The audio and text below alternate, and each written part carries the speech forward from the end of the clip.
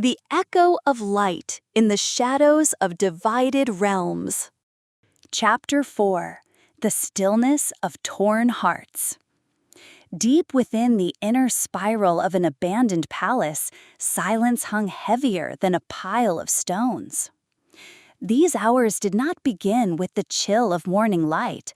They groaned under the weight of shadows stretching across long corridors, cloaking crumbling stones in a dark, delicate shroud.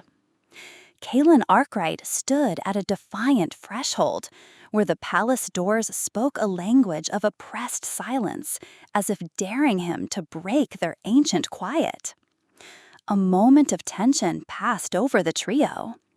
Felix Vanis's legs trembled, as though he were searching for something hidden in the dust-covered walls. Lana Rosevale wavered between pain and resolve, her eyes capturing the tiniest of details, a silence so fragile that the slightest sound might shatter the entire palace. "I don't think we'll find what we seek so easily. Nithor Sungwara never leaves a trace unguarded. Once, his letters warned me that if I ever tried to break free, I'd be writing my own eulogy." The light of a small lamp in Kaelin's hand dimmed, its remaining yellow flame crumbling against the cracked walls. Dust scattered with every movement, as if their footsteps were narrating the tale of past failures. Lana approached an engraved inscription on a rusted iron door in the main hall and read the words aloud slowly. "Here, night swallows the dreams of the hopeful." They were stunned to realize this place wasn't just a gate. It was a facade of something deeply embedded within their being. Regret searing the chest like a flame licking at the soul. Lana's voice faltered before she continued. This is a hint of something like a spiritual well that drains hope from within. They exchanged glances, steeped in worry and confusion. Kaelin felt as though the ropes binding his heart were tightening around his ribs. They could no longer ignore the danger pulsing through this cryptic entrance. Felix stepped back, his face twitching as if something deep within his bones had just snapped. Lana rushed to him, seeing a tear trembling in his confused eyes, and asked in concern, "What's wrong?" He replied with a broken voice, "I've tried to rest, but my mother's voice keeps haunting me in my dreams. She says she's still trapped in the dark dungeons beneath the palace." Despair gripped Kaelin's heart with brutal force. This was the moment when frustration bloomed like a wilted tree on a path starved of water. He backed against the brittle wall, pressing his palms to the cold stone, as though searching for even a sliver of warmth in a place dead to the sun. Lana whispered bitterly, "I know how you feel.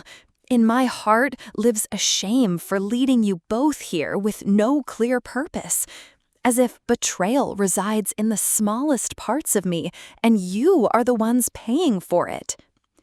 Kaelin threw her a sharp look, a mirror reflecting his own terror, as he said, "Don't wound yourself like this.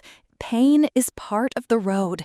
But if pain spills until it engulfs us, how will we ever see a glimmer of hope?"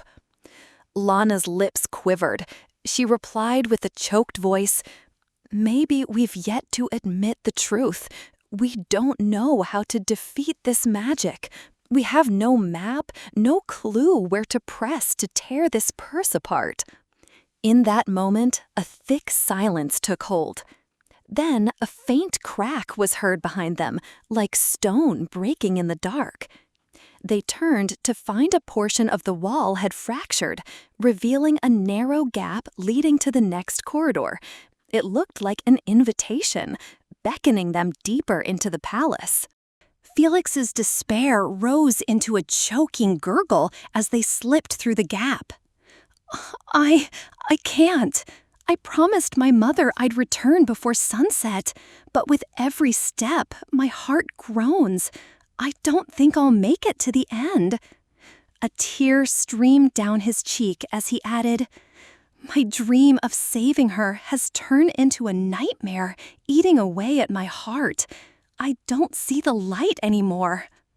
Felix collapsed to his knees, burying his head in his hands.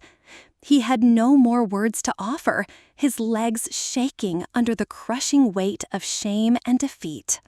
Kaylin and Lana stepped back, saying nothing. The silence was now theirs, a collective disappointment pressing hollow chords into the walls of their chests. Kaylin looked at Lana. She was catching her breath in shallow sips before whispering sharply, "We're not leaving him here like this." Her eyes locked onto theirs, burning with both worry and will. Either we move forward together or we lose each other entirely. They exchanged glances that hid within them a painful resolve. There could be no more hesitation. The way back to their hearts was now paved with thorns. Kaylin raised his hand to untie a soft knot wrapped around his wrist, his fingers brushing a scrap of fabric hanging from Felix's pocket, engraved with a faded inscription. "In the burrows of darkness, a faint hope is born." A hush of awe fell among them as they realized the phrase was more than words. It was an arrow they could fire toward the heart of the unknown. Kaylin thought of Nira, who knew nothing of her brother's fate. He thought of Felix, on the brink of surrender. And in that instant, one terrifying truth unfolded. The conspiracy had deepened their wounds, and the sea now separated them from salvation by a measure no eye could see. Kaylin reached out to Felix, and Lana followed. Their trembling fingers joined into a single bond, and Lana lifted her gaze to the gray sky and said, "We won't surrender to despair. We'll prove that the light in our hearts, even if dimmed, is greater than their magic." At that very moment, a cracked bell rang from the next hall. Not a real sound, but a whisper slipping through the walls of ancient silence. He who chases ghosts he cannot name may become a ghost himself.